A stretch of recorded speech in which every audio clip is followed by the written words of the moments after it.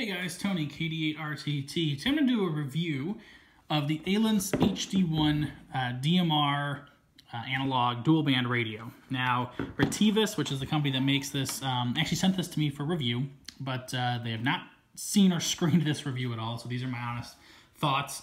And actually, I thought it was kind of interesting that, I was going back and forth with them, and apparently when they developed this radio, it was based off a lot of feedback from, I believe, some Facebook groups. So it seems like they're engaging the ham community, try to make radios that are for us, really. So that's nice. But like I said, this is a dual band VHF, UHF, DMR analog radio, 10 watts, actually, which is kind of interesting. Has a GPS, but there's also a GPS-free model, and I'm not going to be using the GPS, so I won't have much on that. But yeah, I'm just going to do a video on my thoughts, really things I like and things that I dislike. I'm not going to go into all the different features. This isn't a brand new radio, so there's lots of other videos and blog posts and such out there that go in depth on using it and what it can do. But I'm going to talk about my experience using it and what I like and what I don't. And as you can see, there's also the speaker mic here, which we'll talk about a little bit at the end, just a brief thing. I got this because, I typically buy speaker mics with my HTs. I like using them when doing, public service events and that sort of thing. So I'll talk about that a little bit at the end. But starting out on the radio itself, the physical construction of this thing, I actually quite like it. It feels pretty substantial and durable. Definitely a step above the MD380. The buttons feel a little bit higher quality, especially the push-to-talk isn't as clicky. They advertise this to be IP67 protected. I believe that. I'm not too concerned about this thing getting wet or anything, taking it outside, or even dropping it, really. It's pretty substantial and does not feel cheap. So looking around it, one of the first things I noticed when I got it is this is a nitpicky thing, but like most radios, you have to put the belt clip on, and they use star bits, star head screws. So you need a star bit to put it in. It seemed kind of strange for that. My Kenwood radio has Phillips head, which is fine. I don't know why. I know a lot of people probably don't have a star bit, so that seemed kind of strange to me. But other than that, the belt clip's nice. As you can actually see, this radio is kind of tall, so the center of gravity is a little lower than some of the smaller radios, which I think means it stays on your belt better, less likely to get pushed off or fall off. So I do like that. This whole back is actually the battery, and there's this little latch here that the battery comes out. No problem there. That latch seems pretty strong. I like that. The other thing you can probably see here is the speaker mic jack. So it's actually covered with this cover. Now you need a flathead screwdriver to take that off, which I'm not a fan of. And it uses kind of this proprietary type connector. Programming cables, same thing. I'm not a huge fan of that. I know in the commercial space it's pretty common, but for hams I actually like the Kenwood style 2-pin, the 2.5 and 3.5 millimeter plugs with like a rubber cover. I like that because it lets you use, endless number of speaker mics. And also, the big thing I like to do is make a little adapter so I can plug headphones into it, listen to the radio with headphones. Well, you can't do that with this connector. Certainly not as easily. You'd have to chop one up. So it works fine, but it's also a pain to program because you have to, screw the thing on every time. This is the speaker mic. I actually have the programming connector here, and it's got a little thumb screw, so it's easier, but you still got to click it in, and I'm not a huge fan. It's kind of a pain. So that's one thing I'd like to see changed. And other people might have different opinions of this, but for a ham radio, where you might be programming it a lot or taking things on and off it, I'd prefer to see the Kenwood style one. You get this antenna, little rubber duck antenna, works fine. The connector, of course,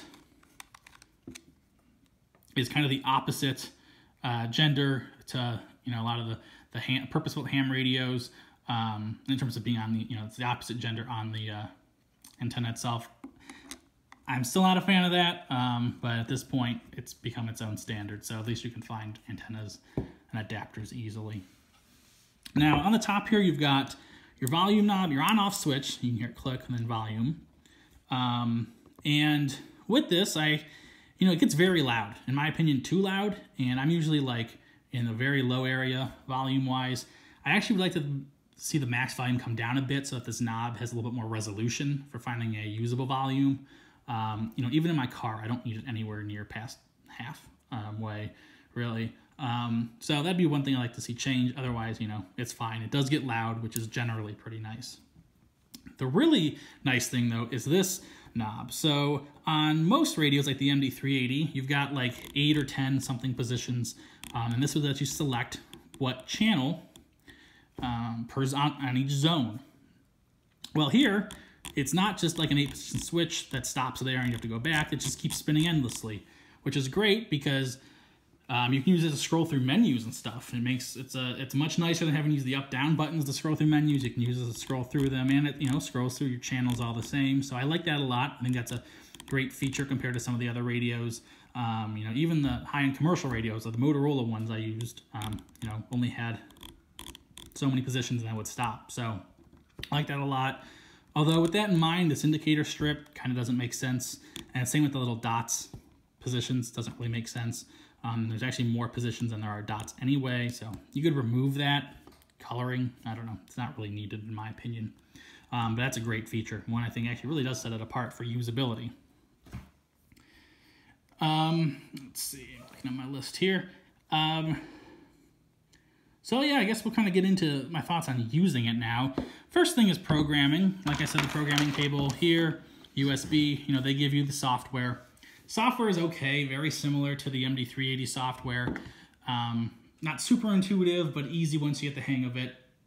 I like that the promiscuous mode option is available in the programming software. You can also do some front panel programming, which is nice, but I don't recommend it because it's kind of painful compared to the programming software. But the promiscuous mode is nice because it lets you hear all the talk groups on any channel or any frequency you're on, which is really nice for, you know, repeater work. You know, you don't want to step on somebody else who's in a conversation on a talk group that you don't have programmed. So, you know, promiscuous mode is basically needed for hams, in my opinion. And I like that that's easy to turn on. One of the things I don't like about the software is you can see here, once you turn it on, that, you know, lists the channel name, time slot, zone, you know, DMR, power level with medium power, plus is your repeater shift. Displays a lot on the display, which is really nice. I like that. You know, even things even things that non-hams wouldn't need. You know, DMR versus not, or the time slot and that sort of thing. I like that it displays that all. That's nice for a ham. However, one thing I've noticed is that obviously there's a finite number of characters you can display for the channel name and the zone name. And if you put more than that, it'll chop it off on the display, as you'd expect. However, the programming software also has a finite number of characters for those fields, but it's not the same finite number as the screen. So it would be nice if the programming software only lets you put this many characters so that every time, you know, you put that, you do it wouldn't get cut off. Or there would be, and the limit's only a few more characters. I should also mention that. You know, I think you get, I don't know the exact number, but you get a few more characters in the programming software than this. So, you know, you either expect it to be like a much higher limit and it would scroll the text, or the same limit really would make sense. I'd like to see that change in the programming software. I don't know why that's like that. Also, the programming actually takes fairly long. Compared to the MD380, which takes like, I don't know, seconds to program, this thing takes like a minute to program. And even with, you know, only a handful of channels in one zone. So I don't know why it takes so long to program. You know, it's not a huge deal, but kind of weird. One of the things I don't like also about the display, you know, it shows a lot, and I don't have anything coming through right now, but it'll pop up when it's receiving something, and it would say the contact name if it's saved in your radio, and it would tell you the talk group number.